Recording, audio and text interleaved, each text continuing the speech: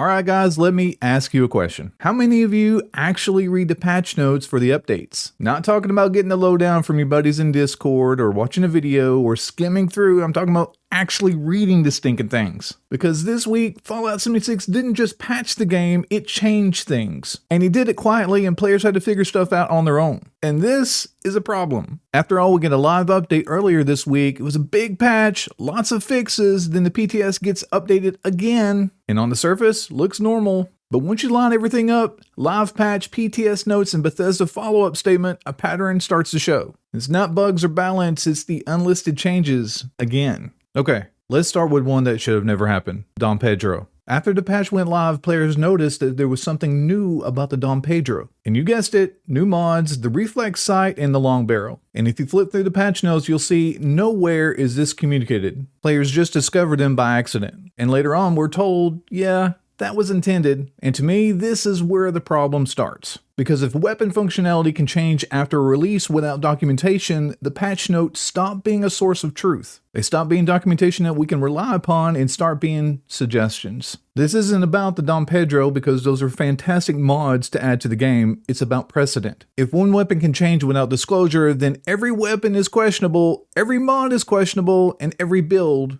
is questionable. And because it matters, I'm going to zero in on player trust. Builds live and die on information. If I invest time into a weapon, if I roll gear, if I optimize perks, I need to know the rules of the game aren't changing quietly behind the scenes. When players are discovering power changes themselves, that's not exciting, it's not mystery, it's not live service. And what it is, wait for it, it's erosion. That's players realizing they're no longer building inside of a stable system. Now let's talk about the Overeaters because this is where a lot of people started asking questions. The old Overeaters was simple. You took less damage, period. You could feel it, you could test it, you could trust it. And now the new Overeaters trades that reduction for flat health, up to 40 HP per piece. And right away, the community does what it always does, it starts running numbers. And my buddy Damn Server broke it down clearly, depending on your health pool, flat HP can look competitive on paper. And at certain thresholds, it even lines up with damage reduction. But here's the disconnect. Players don't live in thresholds, they live in fights. When you're getting rushed or glowing enemies are ticking radiation or you're taking burst damage, flat health doesn't feel like protection. It'll feel like delay. And that's why people are going to be saying over and over, I don't feel strong, I feel squishy. And they won't say the math is wrong, they're going to say, I'm dying faster. And to them, that feeling matters. And you might be asking yourself about right now, Naked, what in the heck are you talking about? My Overeaters is perfectly fine. And rightly so, because those changes don't exist on the live world at the moment. Their only existence is on the PTS. And this is why the change is going to hurt. Overeaters wasn't just a perk, it was a promise. And that promise is that if you managed hunger, thirst, and gear, you would be rewarded with survivability. Replacing damage reduction with health padding changes the identity of that mod. And doing it during a patch where players are already reporting armor inconsistencies, that's how doubt spreads. And this is where the real problem starts, because now players don't actually know what they're experiencing. Is Overeaters weaker, or is armor bugged, or is enemies hitting harder, or is this all intentional? And the uncertainty can be exhausting. Look, at players can adapt to nerfs, they can adapt to balance changes, they can even adapt to bad decisions. What they can adapt to is not knowing what's real. When survivability feels inconsistent, even death feels suspect. Was it my build? Was that a bug? Did something change again? And once players start asking these questions, they stop experimenting, they stop committing, and they stop trusting. And to me, that's the real damage that you don't see in patch notes. And real quick, yes, the Gauss minigun took another hit. We already went hard on this last week, so I'm not going to beat a dead horse here, but it matters in this conversation because it fits the same pattern. It's not one big nerf, it's not one clear explanation, just another quiet adjustment layered on top of everything else. And when players see a long-standing in-game weapon keep getting chipped away while other systems are already in question, it reinforces the feeling that nothing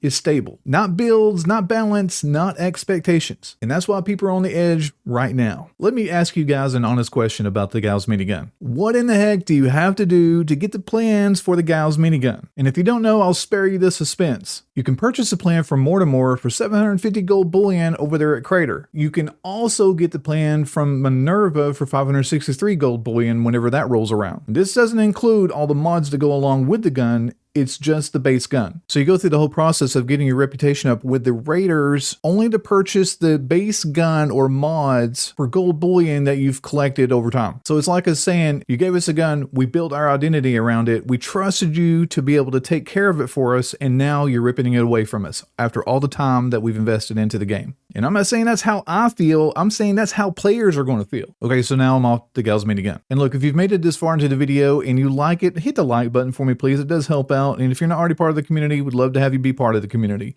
You either like my content or you don't. Now let's be very clear because this matters. The Overeaters change is not live yet. It's sitting still on the PTS. But the feelings players are reporting, that's happening live on the servers today. Bethesda's even acknowledged reports that armor resistance may not be applying correctly unless players re-equip their gear. And that's live. And players are also saying they feel squishier, especially in Burning Springs. That's live too. So even before the Overeaters change ever hits live, players are already questioning survivability, which is important because now you've got a live environment where armor may be inconsistent. In a PTS environment where survivability is being reworked, that overlap is where anxiety starts. Players aren't going to be confused about the math, they're worried about what's coming next while the present already feels unstable. And that's not a balanced panic, that's foresight. Now let's talk about the PTS side of this. And again, I want to be very specific. Overeaters has not changed on live servers yet. This is still on the PTS. But the reason why players are paying attention is because of what it represents. On the PTS, Overeaters shifts away from damage reduction and towards flat health. That's not automatically bad, but it is a directional change. It tells players how Bethesda is thinking about survivability going forward. And when players already feel squishier on live, seeing survivability reworked on PTS doesn't feel reassuring. It'll start to feel like a preview. Not a balance, but a philosophy. Less mitigation, more padding, more math, less certainty. That's why the community is reacting now. Not because it's live, but because they recognize the pattern. And Overeaters isn't just happening in isolation. On the PTS, we're also seeing more legendary mod changes, new effects, adjusted behavior, reworked functionality. Charged gets added, Stabilizer gets clarified, and Elementalist gets tweaked. Again, these are not live complaints. This is about direction. Because when survivability is being rethought and legendary mods keep stacking complexity, players will start asking a different question. What am I actually building towards? Is this in-game or is this iteration? And that matters because Fallout 76 is a game built on long-term investment. You don't swap builds casually and you don't re-roll gear lightly. When systems feel in flux, players don't experiment,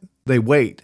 And waiting is dangerous for a live service game. And after all of this, Bethesda puts out a follow-up statement. They acknowledge issues, they list fixes, they say they're working on it. And let me say this clearly, communication is better than silence. But the timing here matters, because the issues players are dealing with right now, armor inconsistencies, survivability concerns, and build confidence, those things aren't being addressed right now. They're being addressed in February. And that's where frustration spikes, because this isn't a long-standing legacy problem. These are issues that showed up after this week's update. When fixes trail problems by weeks, players stop reacting emotionally and start disengaging quietly. And that, my fellow Vault Dwellers, is the dangerous part. So I want to be clear about what this video isn't. This isn't panic. This isn't the game is dead. This isn't a rage for clicks. This is about patterns. Unlisted changes, systems shifting without warning, and players finding things out after the fact. Fallout 76 works best when players understand the rules, when patch notes are complete, and when changes are transparent, and when our builds feel intentional and not temporary. And right now that confidence is shaky, and that's fixable. But it only gets fixed if it's acknowledged and addressed directly. So I want to hear from you. Did this patch make your build feel different? Did you notice changes before they were even mentioned? Or do you think this is being blown way out of proportion? If you found this video to be even remotely entertaining, please give it a thumbs up. I'm the Naked Vault Dweller, and like always, I'll see you guys in Appalachia. Love you, bye.